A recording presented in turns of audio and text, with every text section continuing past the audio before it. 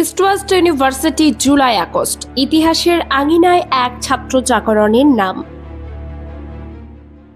সাদামাটা একটি সকাল ছিল সেটা 2024 সালের 4 আগস্ট। আফতাবনগরীর পূর্ব প্রান্তে দাঁড়িয়ে থাকা আধুনিক নগরায়নের এক নিদর্শন ইস্ট ওয়েস্ট ইউনিভার্সিটির সামনে। তখনও কেউ ভাবতে পারেনি ইতিহাস তার পৃষ্ঠা উল্টাতে যাচ্ছে রক্ত, অশ্রু আর সাহসিকতার এক অক্ষয় অধ্যায়ে। দাবি সরকারি চাকরিতে বৈষম্যমূলক কোটা ব্যবস্থা বাতিল। 4 আগস্ট সকাল 10টা। ধীরে ধীরে জমতে শুরু করে ইউনিভার্সিটির সামনে ছাত্রছাত্রীদের স্রোত।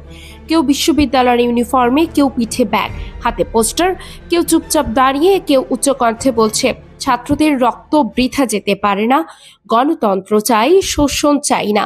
সেসব স্লোগানে জেগে উঠেছিল নগরের বাতাস।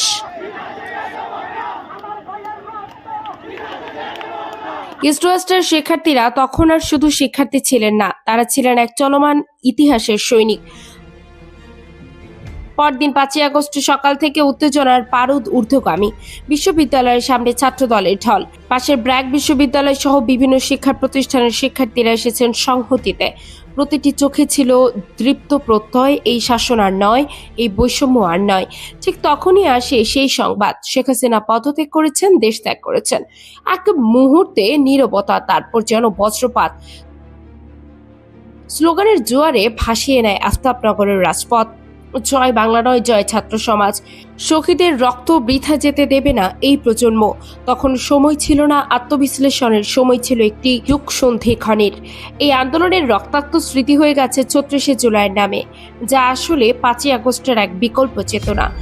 কারণ সেই দিন বাংলাদেশের ইতিহাসে কোনো মাস, কোনো দিন, কোনো সংখ্যা যথেষ্ট ছিল না সেই বিস্ফোরণ, সেই যন্ত্রণার ব্যাখ্যা দিতে। দেশ জুড়ে অন্তত 97 থেকে 300 জন শিক্ষার্থী নিহত হন রাষ্ট্রীয় দমন নীতির বলি হয়ে। বহু আহত হন, কিন্তু আফতাবনগরে সেই দিন কেউ মৃত্যুতে ভয় পাননি। একজন ছাত্র লিখেছিল, সেদিন দেয়ালে আমার বন্ধুর রক্তে আমি নিজের চোখের ভবিষ্যৎ দেখি। এই রক্ত যদি বৃথা যায়, তবে আমিও বৃথা যাব।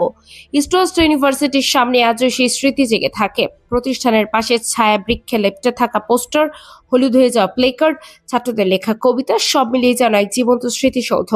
2025 সালের জুলাই বিশ্ববিদ্যালয়টির ইকোনমিক্স ক্লাব আয়োজন করে জুলাই বিপ্লব গ্রাফিতি প্রজেক্ট, যেখানে দেয়ালে অঙ্কন করা হয় শহীদদের মুখ, স্লোগান এবং আন্দোলনের মুহূর্ত। ইস্ট ওয়েস্ট ইউনিভার্সিটি শুধুমাত্র একটি বেসরকারি শিক্ষা প্রতিষ্ঠান নয়, 4 ও 5 আগস্ট 2024 এটি হয়ে উঠেছিল বাংলাদেশের ছাত্র রাজনীতির নতুন ভূচিত্রের কেন্দ্রবিন্দু। এই ক্যাম্পাস দেখেছে কান্না, রসধ্বনির, রক্ত, ফুল, পতাকা ও আগুন। এই প্রাঙ্গণে ইতিহাস হারছিল খালি পায়ে, আর ছাত্র সমাজে তারা হয়ে উঠেছিল সময়ের দ্রোহী সন্তান। একজন শিক্ষার্থী তখন বলেছিলেন, আমরা বিদ্যায় নয়, রক্তে উত্তীর্ণ হয়েছি। ইতিহাসে হয়তো আমাদের নাম মনে রাখবে না, কিন্তু বাংলাদেশ রাখবে, কারণ আমরা ছিলাম সত্যের পক্ষে, অন্যায়ের বিরুদ্ধে।